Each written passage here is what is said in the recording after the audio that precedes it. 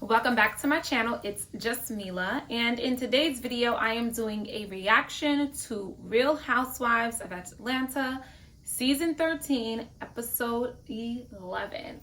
Okay, so first things first, I'm biased. I like Latoya forever, okay? I've been following her on YouTube for years now, so I am used to Latoya. The way she's acting on the Real Housewives of Atlanta is how she acts all the time. I'm saying that because I know she receives a lot of hate, it seems, on Twitter, but I don't have hate for Latoya. But I thought Latoya was looking guilty at that dinner table when she was questioning Kenya about what happened. And honestly, I think it speaks to Latoya's character that although Kenya is her friend, she had no problem calling her out and holding her to task. But I really was surprised that she was switching sides. Ultimately, that speaks to how atrocious Kenya's behavior is. That even her friend who rode up with her in that private jet is not feeling her right now. Like, what you did is wrong, okay? And Kenya's conversation around Porsha and what she did or did not do in that bedroom is very judgmental. She's talking about she's in the house with her daughter. Well, Porsha can't do what she wants to do in her bedroom because your daughter is in the house, but you can have a stripper in the living room and you all dressed in your sexy outfits while your daughter's in the house. That doesn't make sense. You just don't like Porsha. You just want to come for her. And I thought Drew was hilarious when she said to Kenya, "Not you, but your legs open wide." I thought that was funny.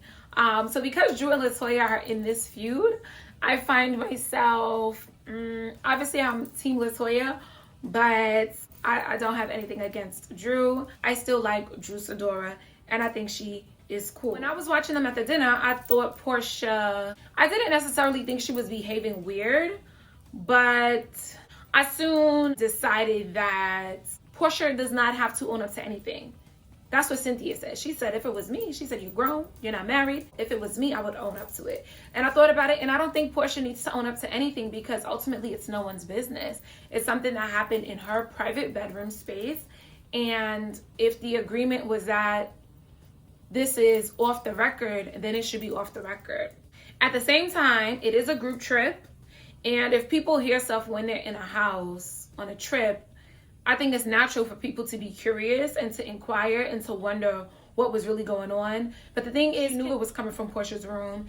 And so she knew it was Porsha, another woman, and Bolo. The only thing she didn't know for sure is what other woman was in there with Porsha. My next reaction was to Drew's husband. And I don't really want to talk bad about anyone, especially because I know relationships are complicated. But I do think that the way he behaves, to me, it just feels like somebody who has a lot of work that they still need to do. When Drew got back home and she was speaking to him and he was talking about how he moved and he did all of this by himself, it just brought me back to her not knowing, one, that they were going to move while she was away. She found out on her trip that he closed on the house. She didn't know about that. That's your wife. You all purchased this home together. I think it's odd that it was secretive, that you felt like that wasn't something she should have been a part of. I thought Cynthia looked really good in her green dress. And I think Cynthia and Mike are so cute. I love the way he responded to her, letting him know about what happened at the bachelorette party. Like, you can tell he's secure in who he is. He just played along with it, pretended to be Bolo, and they laughed and joked about it. And it was a good time and a good laugh. I also thought it was really funny how excited Drew was when she was speaking to her husband about what happened at the bachelorette party. To me, I just felt like that's something that I would do. Like, I would be so hyped, so excited to just tell you everything. And his response just, again, made me feel like, oh my gosh, like, it just, I wanted him to respond differently. Like the way Mike responded, you know, just going with the flow. He just seemed like he would be vindictive. Like, oh, okay, really? That's what you did at your bachelorette party? Well, I can't wait to get to a bachelor party because I'm going to do this. Like, it's a competition. Like, he has to get back at her. Him talking about her details are stupid. The details she wants to know about his disappearing act is dumb. It's like, you disappearing is dumb. Your wife having to even ask in the first place where you were is dumb. Your wife going to look for you in the house and discovering that you are no longer there is dumb. Not her asking you where you been, what hotel you stayed at, but you know, I wish them well. Next, I really loved how LaToya was being honest with Kenya when she came to see her at her video shoot. I think LaToya being able to be kind and loving towards you, but still being able to challenge you is a great thing. To me, that is indicative of someone who isn't phony and fake, someone who's not scared to ruffle feathers, to upset their friend. She's keeping it real, and I like that. What Kenya also revealed in that conversation with LaToya is that her motivation for doing what she did was negative. She was being vindictive. She was purposefully trying to come for Porsha because she was upset that her friend, her only friend on the trip, was befriending her nemesis, her enemy. And that to me makes her wrong, because it wasn't a genuine, like innocent kind of inquiry. Like, oh my God, what were you doing? I heard them noises. You heard those noises? No, you knew what you were doing. You were plotting. You were being conniving.